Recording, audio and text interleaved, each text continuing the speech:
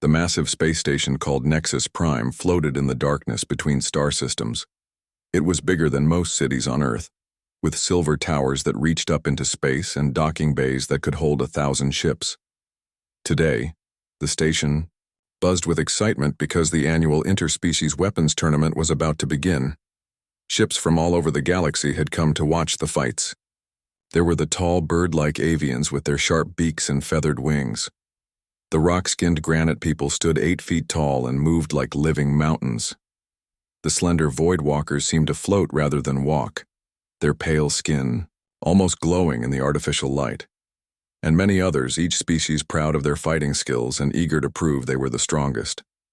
Lisa Martinez walked through the crowded corridors of the station, trying not to stare at all the different aliens around her. She was 28 years old, with dark hair tied back in a simple ponytail and wearing the plain blue uniform of Earth's Colonial Defense Force. She was an engineer, not a soldier, and she felt very small among all these powerful-looking creatures. Lisa was part of a tiny human group that had come to watch the tournament. Humans were still new to galactic politics. Most other species saw them as weak and boring. They thought humans were too soft and relied too much on machines instead of their own strength. The human delegation was only allowed to observe, not participate. They were like children watching the adults play. The tournament arena was huge, with seats going up in circles around a fighting ring in the center. Thousands of aliens filled the seats, talking loudly in dozens of different languages. The noise was incredible. Lisa found her seat in a small section marked for minor species observers. She sat down and looked around in wonder at all the different creatures. Near the arena floor, there were displays showing the weapons that would be used in the fights. Lisa had always been interested in how things were made, so she walked down to look at the swords, axes, and other weapons. Each one was beautiful and deadly, made by master craftsmen from different worlds. She was looking at a curved sword when a shadow fell over her. Lisa looked up and saw the biggest alien she had ever seen. He was at least 9 feet tall, with dark green scales covering his body. His arms were thick with muscle, and his hands ended in sharp claws. His head looked like a giant lizard's with yellow eyes that seemed to glow. This was Kethvar, a member of the Draconis species and the current tournament champion. Behind Kethvar stood several other Draconis warriors, all nearly as big as their leader. They looked at Lisa like she was some strange insect they had found. Kethvar's mouth opened to show rows of sharp teeth as he smiled in a way that was not friendly at all. "What do we have here?" Kethvar said in a deep voice that rumbled like thunder. "A little human playing with real weapons?" Lisa looked up at him calmly. "I was just looking at the craftsmanship. These are beautifully made." Kethvar laughed, a sound like rocks falling down a mountain. "Craftsmanship? You think you understand weapons, little creature?" He reached over and picked up a practice sword from the display. "Here, show me how a human holds a blade." Lisa hesitated. She could feel other aliens stopping to watch. This felt like trouble. But she also didn't want to seem afraid, so she took the sword. It was heavier than she expected, but she wrapped her fingers around the handle and held it in front of her. Kethvar's laughter got even louder. "Look at this," he called out to the growing crowd. "Look how the human holds the blade. Like a child, with a stick." He pointed at Lisa's hands. "That grip is pathetic. You hold it like you're afraid it will bite you." More aliens came over to see what was happening. Soon there was a circle of creatures around Lisa, all of them much bigger and stronger looking than her. They began to laugh and point at how she held the sword. Lisa's face turned red, but she kept holding the weapon steady. "This is why humans will never be warriors," Kethvar announced to the crowd. "They are soft. They are weak. They hide behind. They're machines because they cannot fight with their own hands." He took the sword from Lisa and held it properly, the blade looking tiny in his massive claws. "This is how a real warrior holds a weapon."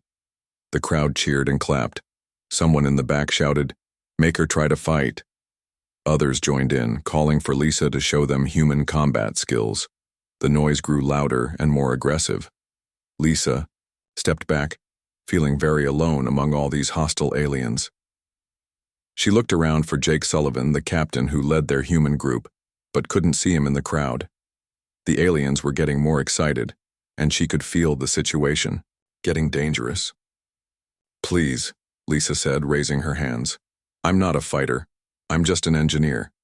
I came here to observe, not to cause trouble." But Kethvar wasn't done with her yet. He had found something entertaining, and he wanted to squeeze all the fun out of it that he could. "An engineer," he announced. "Even better.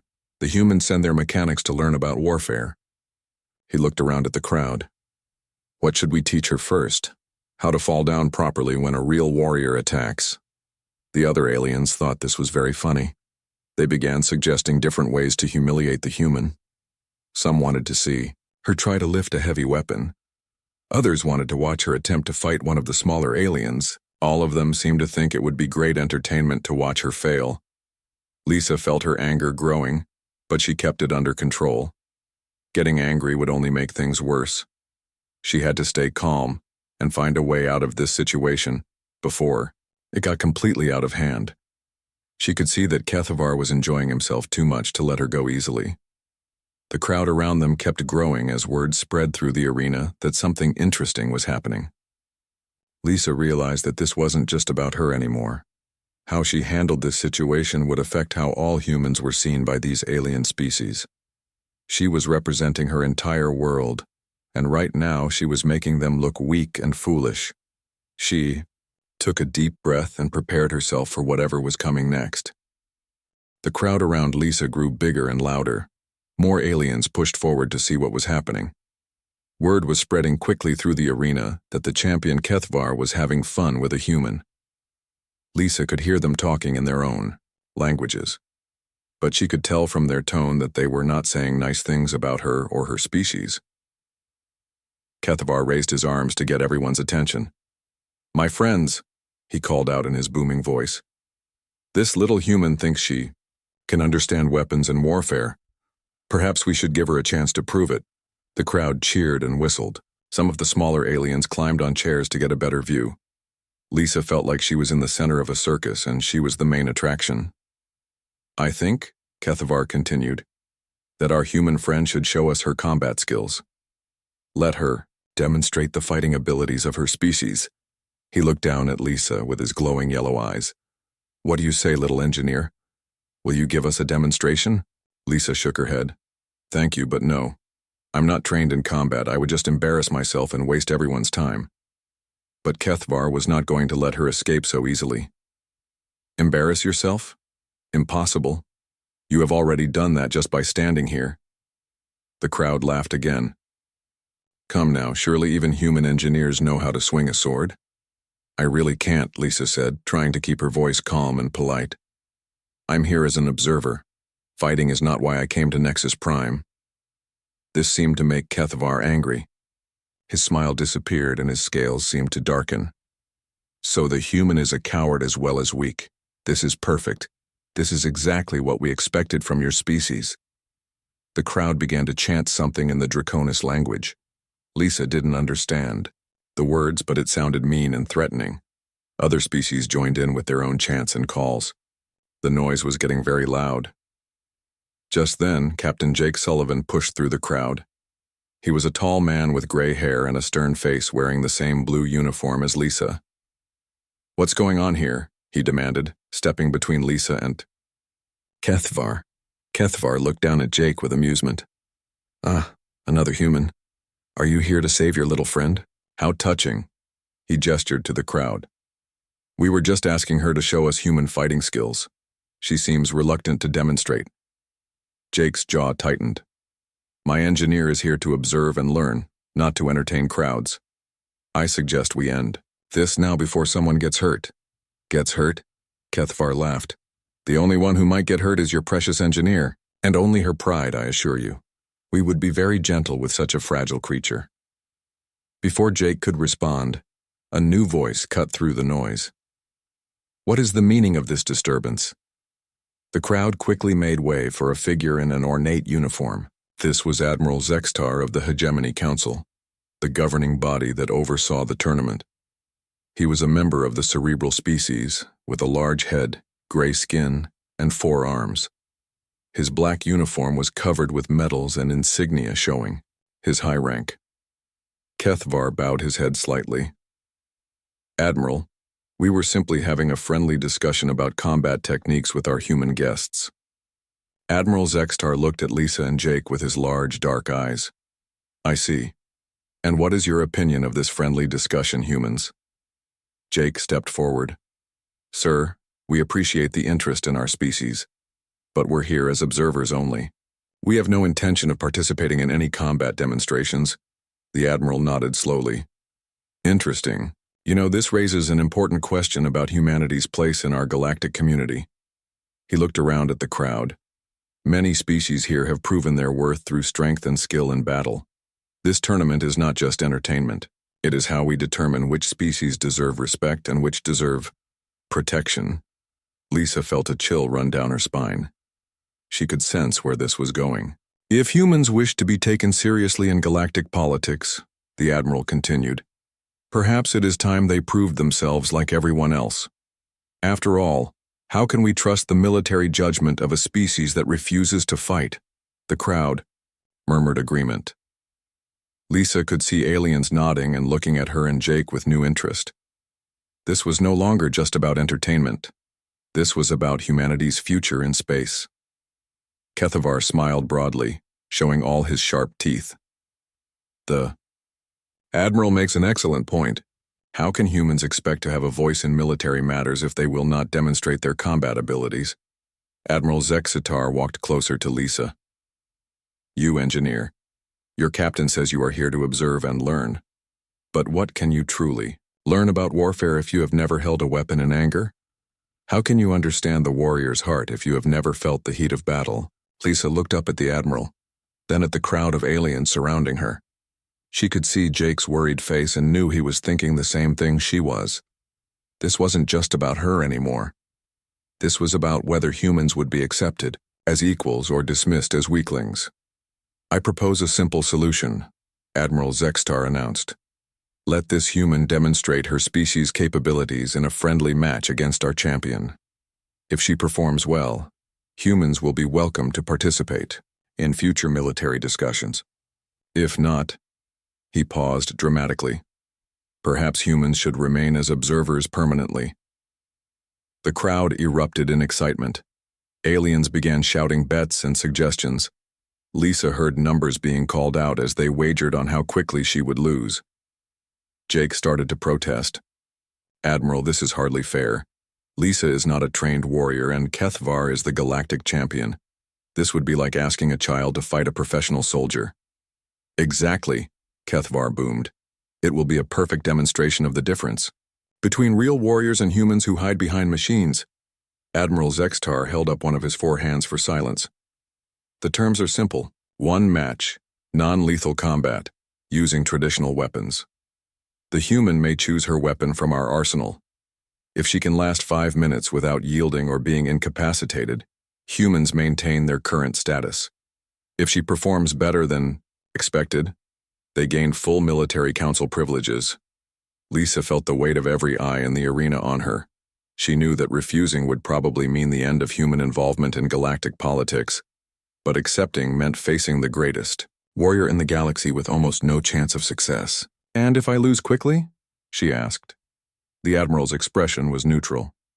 "Then humans will be reclassified as a protected species. You will be cared for, but you will have no voice in military or strategic decisions." Lisa looked at Jake, who gave her a small nod. They both knew they had no choice. Humanity's future in space was being decided right here, right now. "I accept," Lisa said quietly. The arena exploded in cheers and roars of approval. News of the match spread through Nexus Prime like wildfire. Within an hour, every seat in the arena was filled. Aliens who had been shopping in the station's markets, conducting business deals, or sleeping in their quarters all came running when they heard that a human was going to fight the champion. The betting pools grew enormous. Most aliens were offering odds of 1,000 to 1 against Lisa. Some species that had never even seen a human before were making bets based purely on what they had heard about human weakness. The few who bet on Lisa were either feeling sorry for her or hoping for a miracle that would make them rich. Lisa sat in a small preparation room beneath the arena, trying to stay calm. Jake paced back and forth, muttering about unfair situations and political traps. Through the thick walls, they could hear the crowd growing louder and more excited. "You don't have to do this," Jake said for the 10th time. "We can find another way.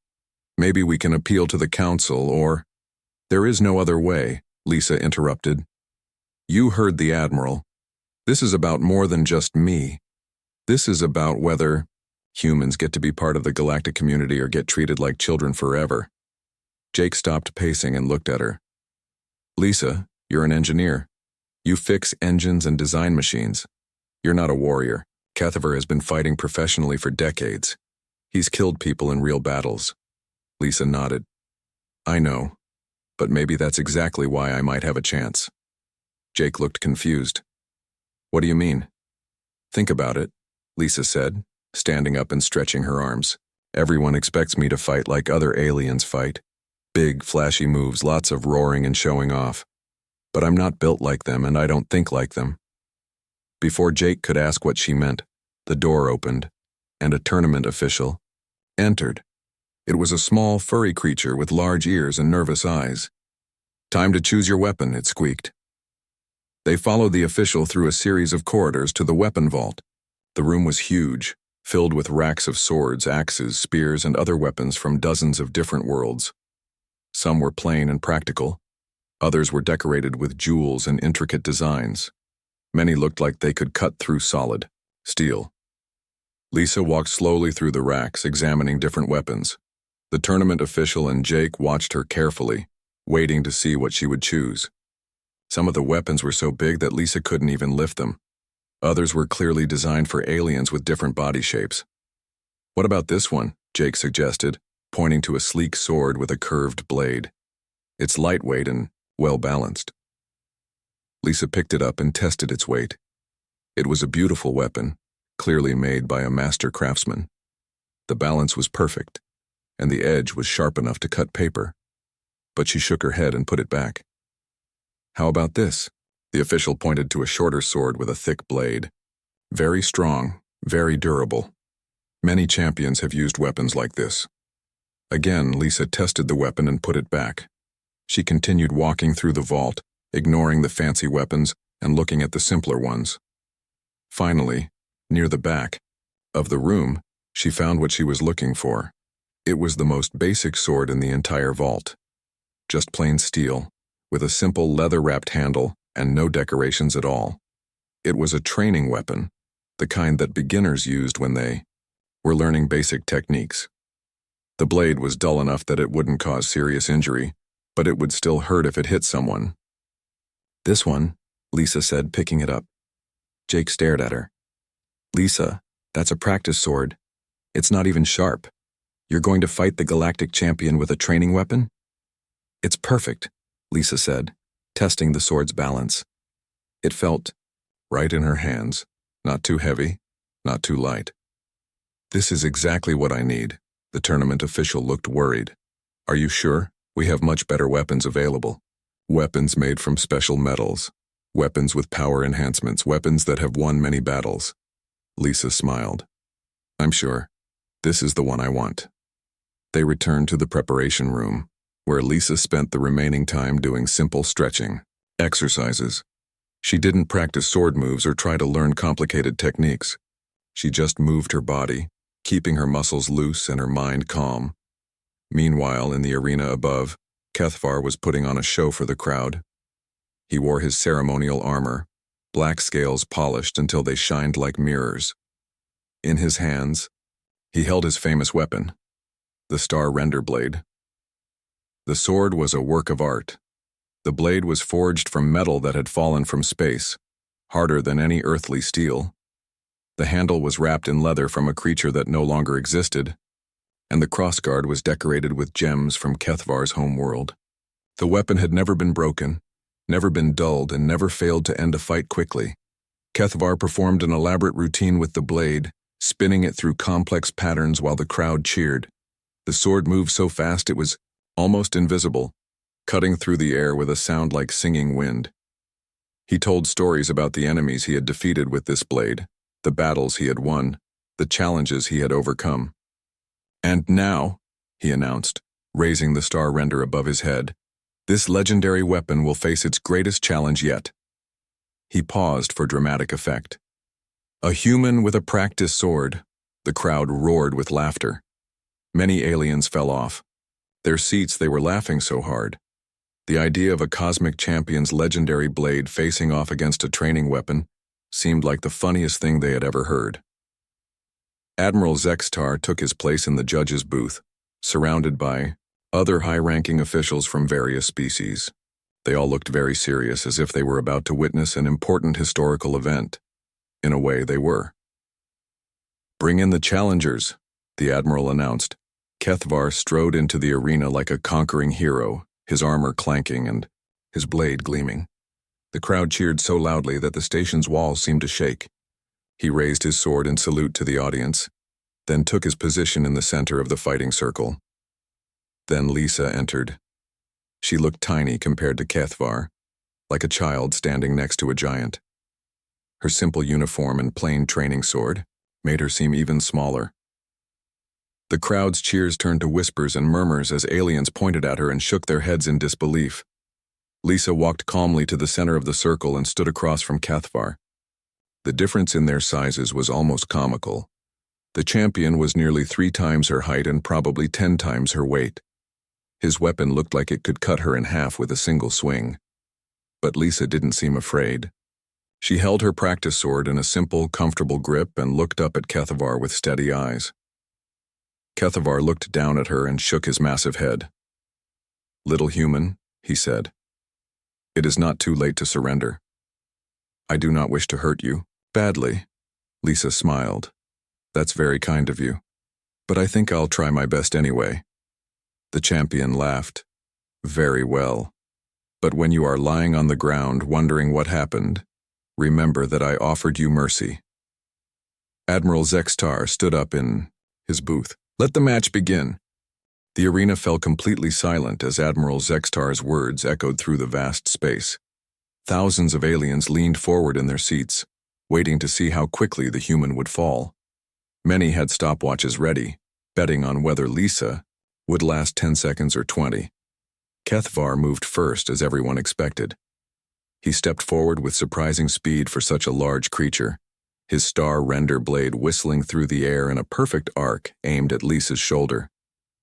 It was meant to be a quick, clean strike that would end the match immediately without seriously hurting her. But Lisa wasn't there when the blade arrived.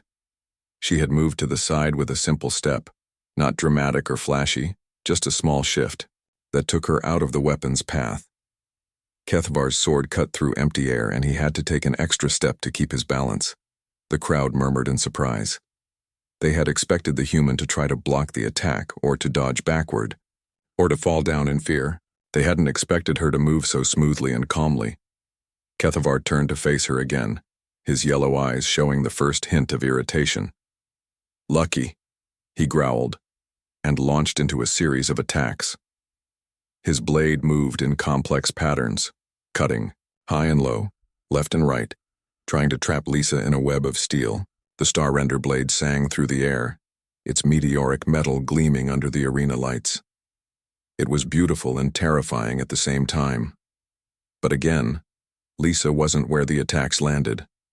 She moved around Kethvar like water flowing around. A rock, never in the same place twice, never making any wasted motions. She didn't try to block his attacks or counterattack. She just moved, staying just out of reach of his blade. The crowd was getting restless. This wasn't what they had expected to see. Where was the dramatic clash of weapons? Where were the sparks flying as blades met? Where was the quick, decisive victory they had been promised? Kethvar was getting frustrated too. His attacks were becoming faster and more aggressive, but they still couldn't connect with the small human who seemed to dance around him. Sweat was beginning to show on his scaled forehead, and his breathing was getting heavier. "Stand still and fight," he roared, swinging the star render in a wide circle that should have been impossible to avoid. Lisa ducked under the swing and came up behind him. For a moment, she was close enough to strike, and some aliens in the crowd gasped, thinking she would attack his unprotected back. But she just stood there for a second, then moved away again as Kethvar spun around. "I am fighting," Lisa said calmly. "This is how humans fight." Kethavar's eyes blazed with anger. "This is not fighting. This is running. This is cowardice." He charged at her with his sword held high, intending to use his size and strength to overwhelm her. Lisa sidestepped his charge, and Kethvar crashed into the arena wall with a sound like thunder. The impact left cracks in the reinforced barrier, and several aliens in the front row jumped back in alarm. The champion pulled himself away from the wall, shaking his head to clear it.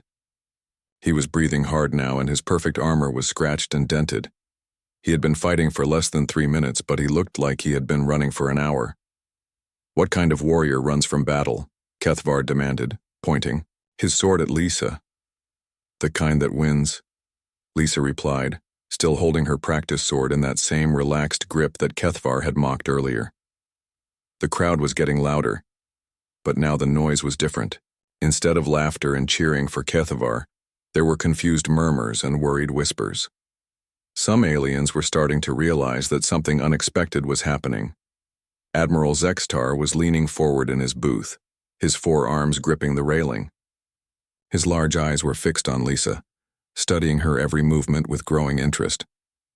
Kethvar decided to change his strategy. Instead of trying to catch Lisa with fancy sword work, he would use his strength and reach advantage. He began making simple, powerful attacks, trying to force her into a corner where she couldn't run away. But Lisa seemed to always know where he was going to strike before he did it. She moved with an economy of motion that was almost hypnotic to watch. Every step was exactly what was needed, no more and no less. She never seemed hurried or panicked, even when Kethvar's blade passed inches from her head. As the match continued, something strange began to happen. Kethvar was slowing down. His attacks were becoming less precise, his movements less coordinated. The great champion was getting tired, while Lisa seemed as fresh as when the match had started. "This is impossible," someone in the crowd whispered, and others began to nod in agreement. Kethvar heard the whispers and felt a cold fear in his chest. He was the greatest warrior in the galaxy. He had defeated champions from dozens of worlds. He had never lost a match, never even been seriously challenged.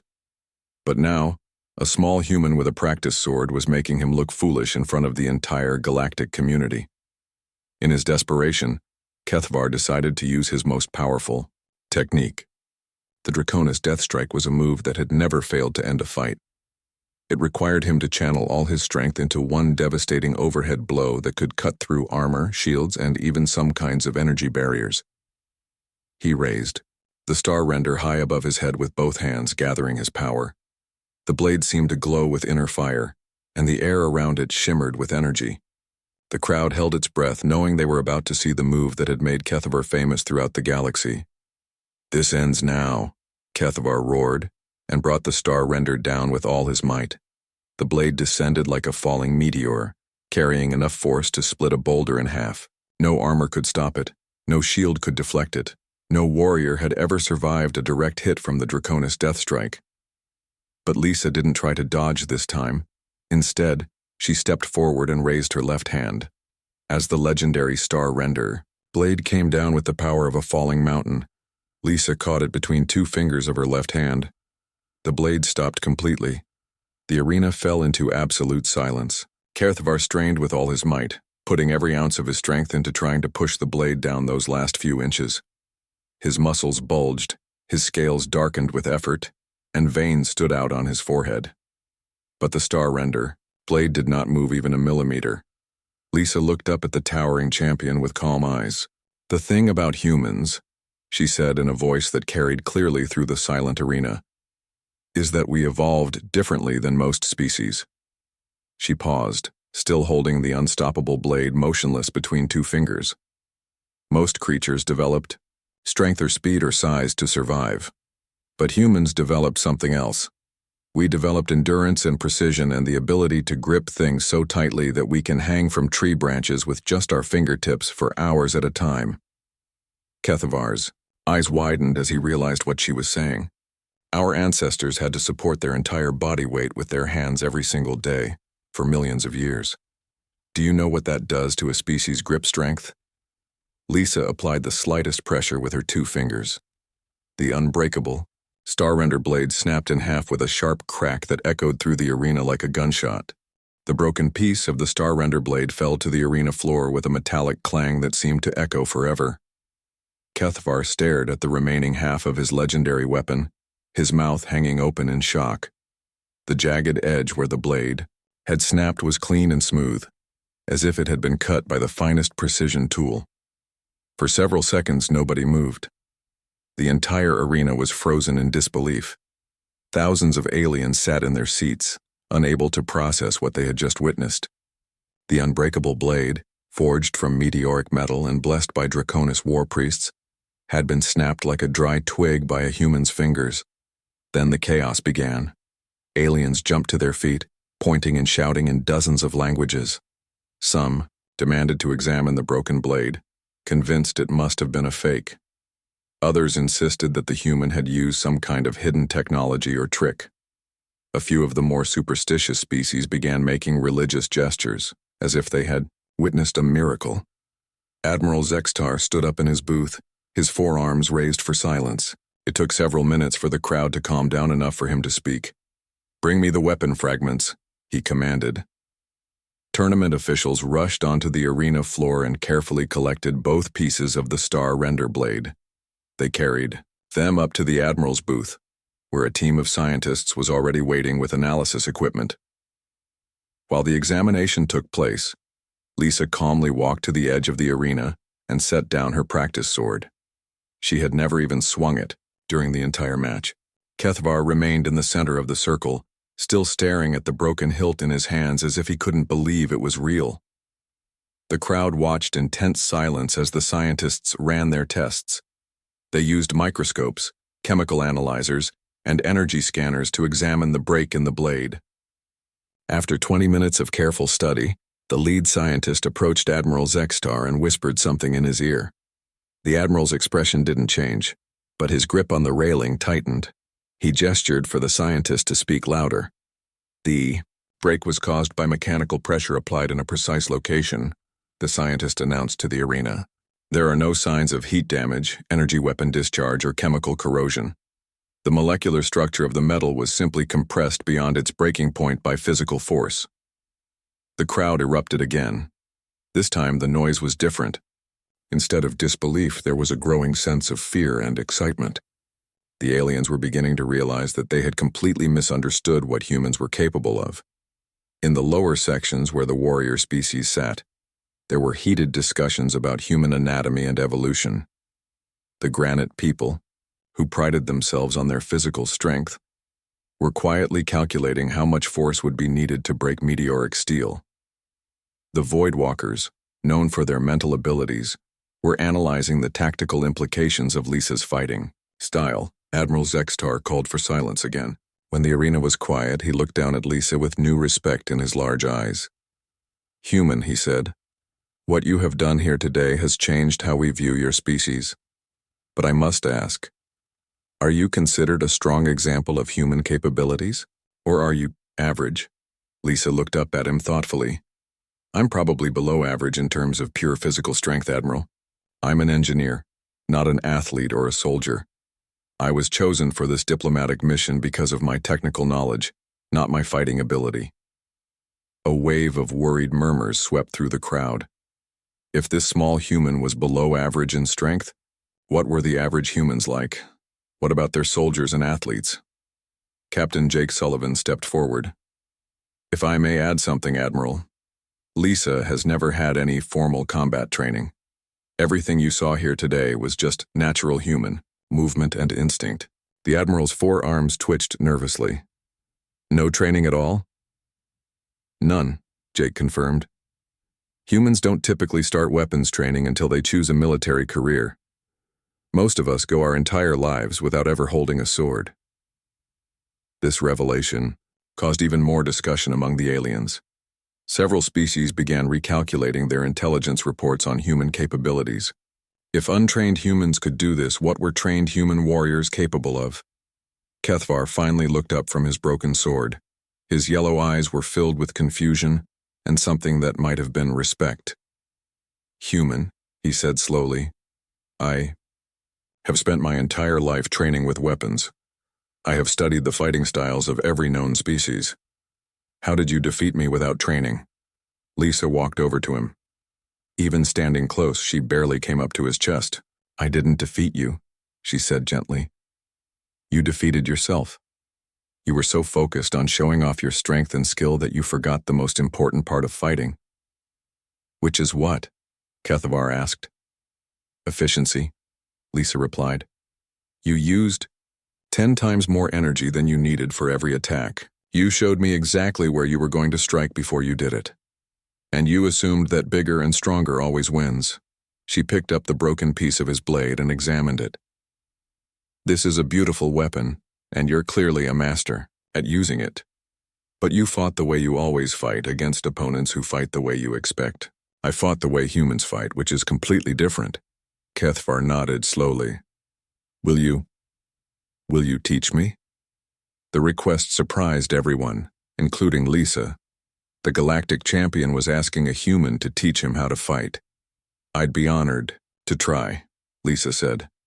But you might find human fighting techniques very different from what you're used to.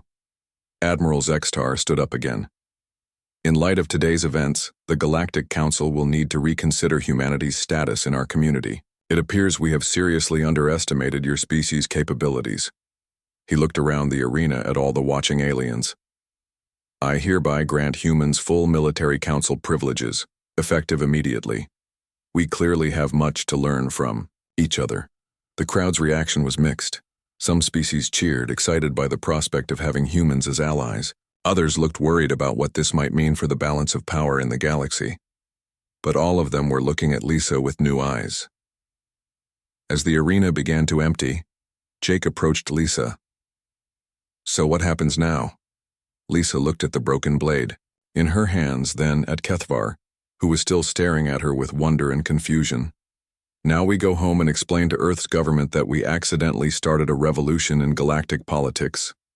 She handed the blade fragment back to Kethvar. But first I think I need to learn how to actually use a sword properly. If I'm going to be teaching alien warriors, I should probably know what I'm doing. Kethvar's face split into a toothy grin. I would be honored to teach you proper sword techniques if you will teach me how to fight like a human, Lisa smiled back. Deal. As they walked off the arena floor together, the small human engineer and the towering galactic champion, aliens throughout the galaxy, were already making plans to reassess everything they thought they knew about the newest members of the galactic community. The human delegation would return to Earth with a new mission, establishing the first human combat training exchange program. But more importantly, they would return with the knowledge that sometimes the smallest person in the room can change everything, as long as they know exactly where to apply pressure. The galaxy would never underestimate humans again,